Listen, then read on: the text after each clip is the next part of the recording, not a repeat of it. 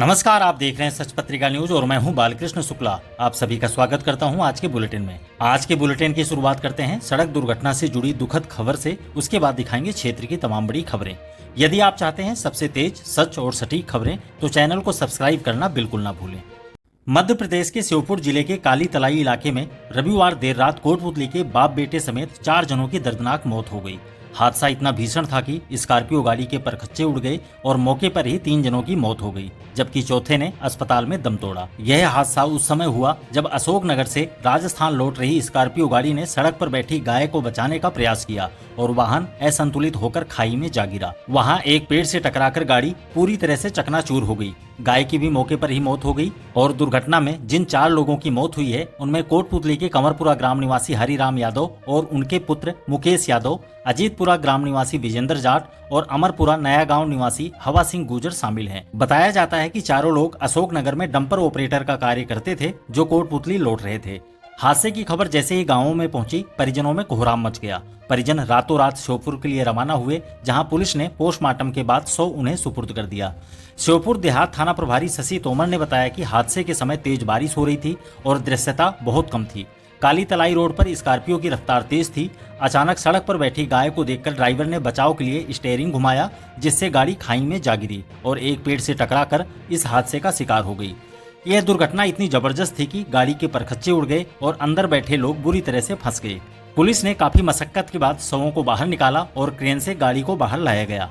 हादसे की खबर के बाद कंवरपुरा, अजीतपुरा और अमरपुरा नया गांव में गम का माहौल है। मृतकों के परिवारों का रो रो कर बुरा हाल है। सरपंच नेतराम ताखर और एडवोकेट संजय यादव ने बताया कि सभी मृतकों का अंतिम संस्कार मंगलवार सुबह उनके गांवों में किया जाएगा।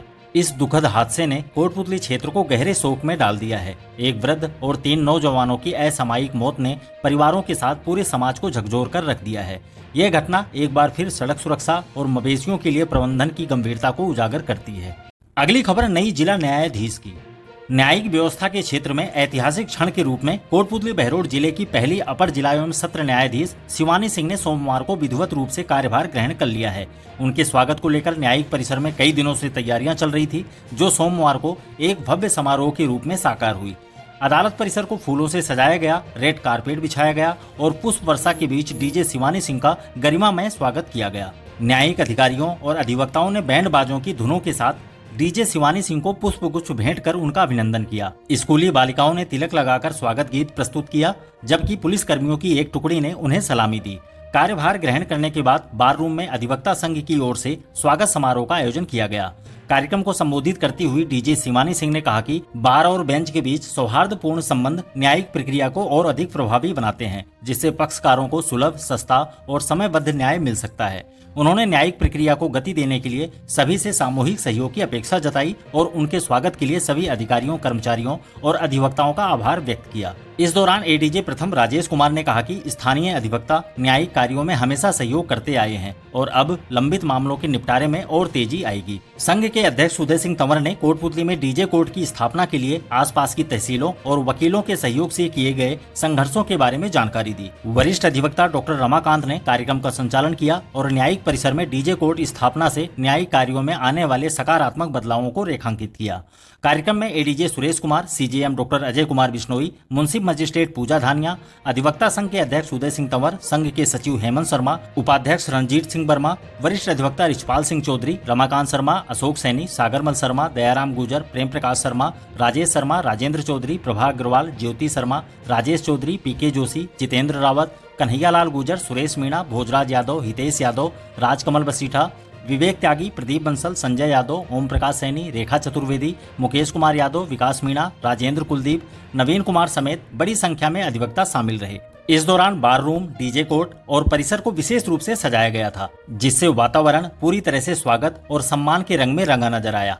डीजे शिवानी सिंह के आगमन से न्यायिक प्रणाली में नई ऊर्जा और गति की उम्मीद की जा रही है और यह दिन कोटपुतली बहरोड न्यायिक इतिहास में सुनहरे अक्षरों में दर्ज हो गया। अब पकड़े गए आरोपी की खबर। अवैध मादक पदार्थों के खिलाफ चलाए जा रहे विशेष अभियान के तहत पुलिस को एक बड़ी कामयाबी मिली है। हरसौरा थाना पुलिस ने करीब 5 महीने से एक्साइज एक्ट में वांछित चल रहे आरोपी कैलाश चंद पुत्र वंशीधर सैनी निवासी श्यामनगर कोटपुतली को गिरफ्तार कर लिया है। यह कार्रवाई एसपी राजन दुष्यंत के निर्देश पर हरसौरा थानाधिकारी प्रकाश सिंह के नेतृत्व में गठित टीम द्वारा की गई। घटना का संबंध 13 फरवरी 2025 को घटित एक मामले से है, जब हरसौरा पुलिस टीम गश्त के दौरान हरसौरा से बामनवास की ओर अहिरों की ढाणी वाले ग्रेवल रास्ते पर पहुंची थी। वहां पुलिस को एक हीरो मोटरसाइकिल संदिग्ध अवस्था में खड़ी मिली। मोटरसाइकिल के पास एक प्लास्टिक के कट्टे में देसी अवैध शराब के 48 पौवे बरामद किए गए थे। पुलिस को देखकर आरोपी मौके से बाइक को छोड़कर फरार हो गया था। इस पर पुलिस ने मुकदमा दर्ज किया और तभी से आरोपी की तलाश में जुटी हुई थी। अब 5 महीने बाद टीम को पुख्ता सूचना मिलने पर आरोपी कैलाश चंद को गिरफ्तार कर लिया गया है। एसपी राजन दुष्यंत ने बताया कि जिले में अवैध मादक पदार्थों और अपराधियों के विरुद्ध विशेष अभियान चलाया जा रहा है। अगली खबर में कलेक्टर की मीटिंग। जिला कलेक्टर प्रियंका गोस्वामी ने सोमवार को साप्ताहिक समीक्षा बैठक की अध्यक्षता करते हुए अधिकारियों को सख्त निर्देश दिए कि आमजन की समस्याओं का समयबद्ध, गुणवत्तापूर्ण और संतोषजनक निस्तारण हर हाल में सुनिश्चित किया जाए। उन्होंने स्पष्ट कहा कि जन परिवादों के समाधान में किसी प्रकार की लापरवाही बर्दाश्त नहीं की जाएगी। दोषियों के खिलाफ सख्त कार्रवाई होगी। बैठक में रोजगार उत्सव, लाइट्स पोर्टल, संपर्क पोर्टल और वर्षा जनित समस्याओं जैसे अहम मुद्दों पर चर्चा की गई। कलेक्टर ने 17 जुलाई को प्रस्तावित रोजगार उत्सव की तैयारियों को लेकर विभागीय अधिकारियों को जिम्मेदारियां सौंपी और सभी तैयारियां समयबद्ध तरीके से पूरी करने के निर्देश दिए। उन्होंने हरियालो राजस्थान, सड़क सफाई व्यवस्था और बजट घोषणाओं के प्रभावी क्रियान्वयन पर जोर देते हुए कहा कि फ्लैगशिप योजनाओं का लाभ हर पात्र व्यक्ति तक पहुंचे। मानसून के मद्देनजर नगर परिषद और चिकित्सा विभाग तथा अन्य निकायों को जल भराव से निपटने, पेयजल और बिजली आपूर्ति सुचारू रखने और मच्छर जनित रोगों की रोकथाम के लिए सक्रिय कार्य करने के निर्देश दिए। यही नहीं, उन्होंने वार्डवार जल भराव वाले स्थानों की पहचान कर वहां समय पर दवा छिड़काव सुनिश्चित करने को भी कहा। खाद्य एवं आपूर्ति विभाग को आधार सीडिंग, ई-केवाईसी और गिव अप अभियान के तहत आम जन को जागरूक करने की हिदायत दी गई। इस दौरान एडीएम ओम प्रकाश सहारण ने भी अपने विचार रखे। बैठक में एसडीएम बानसूर अनुराग हरित, डीएसओ शशि शेखर शर्मा, नगर परिषद आयुक्त धर्मपाल जाट समेत विभिन्न विभागों के अधिकारी मौजूद रहे। अब डाबला रोड पर हुए हादसे की खबर। कोटपुतली के डाबला रोड स्थित एक टायर पंचर की दुकान पर सोमवार को उस समय हड़कंप मच गया जब अचानक कंप्रेसर की टंकी फट गई।